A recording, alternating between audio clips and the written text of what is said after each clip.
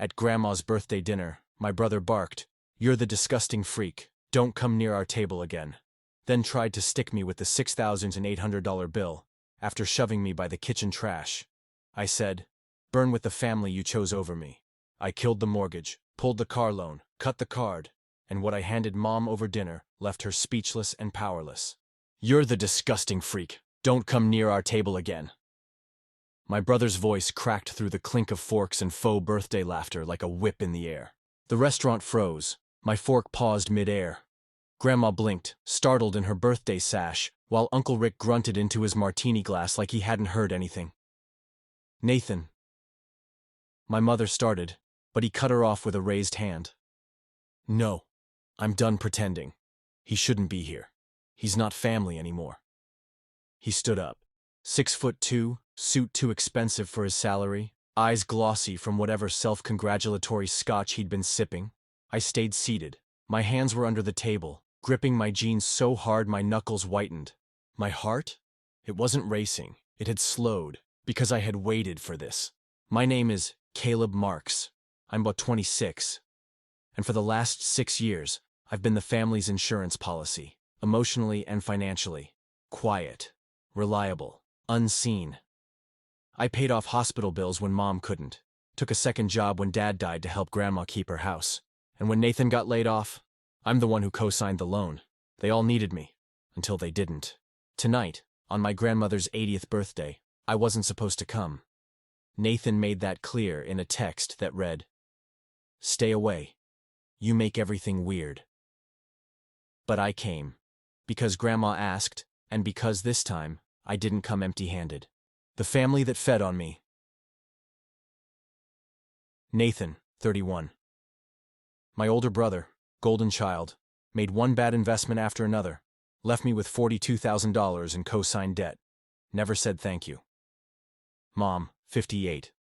Wants to be seen as the peacemaker. Behind closed doors, she asked me to just let Nathan be Nathan. Alyssa, 24.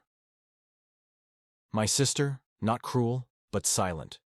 She knew the truth, and still took the family's side every time. Grandma, 80. The only one who ever looked me in the eye and said, "You've got a good heart, Caleb. You think showing up uninvited makes you brave?" Nathan snarled, stepping close.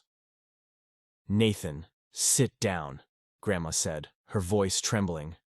"No, you don't get to talk at me like that. Not after what you pulled." I said. He laughed, a cruel, performative bark.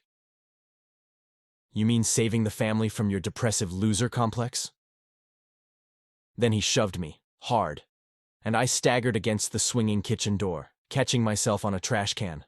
The server returned just then, handing over a sleek black folder. "Here's the check, $6,123.50. She said, confused by the tension. Nathan grinned and extended the folder to me.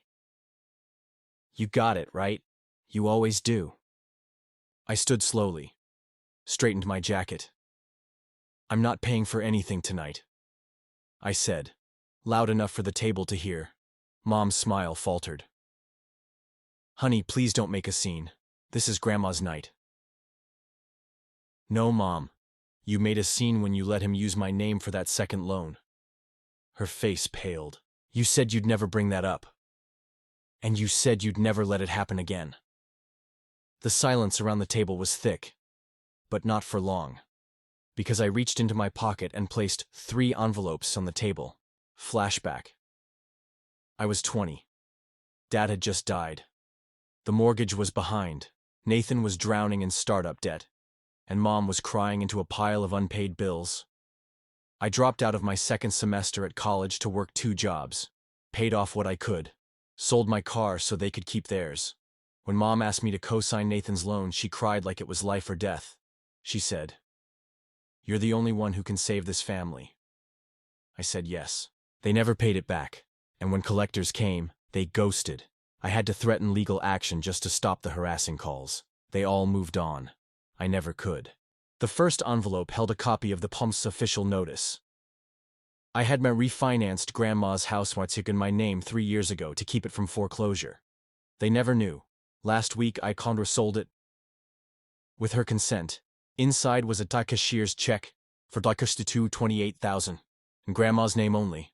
The second envelope was addressed to Nathan. Loan forgiveness letter denied, debt transferred. He now owed the full $42,000, a loan.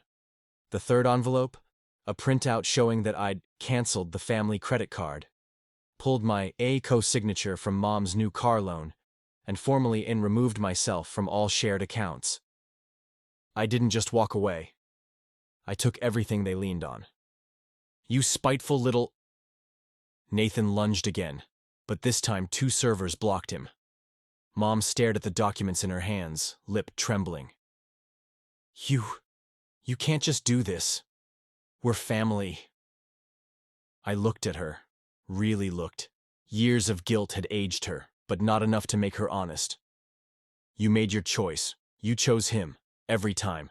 Now burn with the family you chose over me. Grandma cried softly. She reached for my hand. I let her hold it. Nathan stormed out. Alyssa followed him. Mom, she just sat there, powerless. Because this time, there was nothing left to take from me. Outside the restaurant, the summer air felt heavy, humid, but still more breathable than the room I'd just walked out of. I didn't rush. I didn't cry. I just stood. For the first time in my life. No one was waiting on me to clean up their mess. Then I heard the soft sound of heels on pavement behind me. Caleb. Wait. I turned. It was Alyssa. Not crying, but clearly shaken. Her arms were wrapped around herself like she was holding in a storm. Can we talk? I didn't answer right away. She waited. You didn't say anything back there, she said. When he shoved you, when they all let it happen, you didn't yell. Why not? I looked her in the eye. Because I've been yelling inside my own head for years, tonight I finally stopped needing to be heard. She blinked hard. You were always the quiet one, but I thought that meant you were okay. I sighed. No, Alyssa. It meant I knew no one would listen anyway. She stepped closer. I know I didn't protect you. I didn't speak up. But I didn't know about the second loan, Caleb. I swear I didn't. I thought you left college because you weren't sure what you wanted. That hurt, not because it was cruel, but because it showed how little anyone had ever really looked at me. No. I left college so you could keep the lights on while Nathan tried to be a CEO with someone else's money. She cried then, quiet, ashamed tears. If I try, really try, to show up better, can we talk?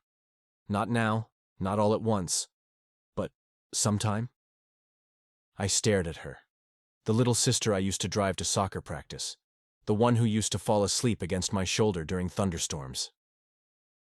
I'm not closing the door, I said. But I'm not opening it all the way either. You're going to have to knock. Every time. She nodded, slowly, and let me walk away without calling me back. And that was the first time I ever set a boundary without apologizing for it. It's been 6 months. The silence I feared for so long, turns out it's not empty, it's peaceful, it's healing. I bought a small one-bedroom house in the next town over. Not fancy, but it's mine. The first place I've ever lived where no one can take anything from me. I wake up without dread. I sleep without wondering who's going to text me at 2 a.m. asking for help. I went back to college, part-time. Not because I had to, because I wanted to. I'm studying financial counseling. Funny, right? Maybe I'll stop other people from ending up like I did. I still work full-time, still hustle. But now, my paycheck goes to my dreams, not someone else's damage control.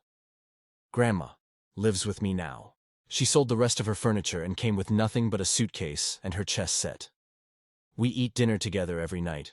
Some nights we laugh so hard we cry. Others, she just tells me stories about my dad I never got to hear when I was too busy being everyone's backup plan. She looked at me last week over tea and said, "You did more for this family than anyone ever will. You don't owe them another ounce of your life. I cried because I believed her. Mom texts on holidays, short messages, no calls. I don't block her, but I don't reply. Not yet. Nathan. I heard through the grapevine he had to sell his car to make a payment on the loan. Apparently, he's furious with me. Good. Alyssa? She's been visiting every couple of weeks. No forced smiles, no small talk, just two adults, talking honestly for the first time in years. Last month, she said, "I used to think you were just quiet. Now I see you were being buried." I didn't respond, just nodded. She's trying, and that's all I'll ask. But I know this. I won't carry guilt just because others refuse to carry accountability. And me? I'm good. Not perfect. Not healed all the way. But free. I walk differently now. Not like I'm bracing for the next disaster, but like someone who survived one. Some mornings I look in the mirror and whisper, "You're not a freak. You're not a burden. You were the strongest one all along." And finally, I believe it. Because the truth, it wasn't revenge that freed me. It was letting go of who I had to finally become who I deserved to be. If you've ever been the Caleb in your family, the forgotten one, the backbone no one saw breaking, this story is for you. Like, if you've ever had to walk away from family to save yourself. Comment below.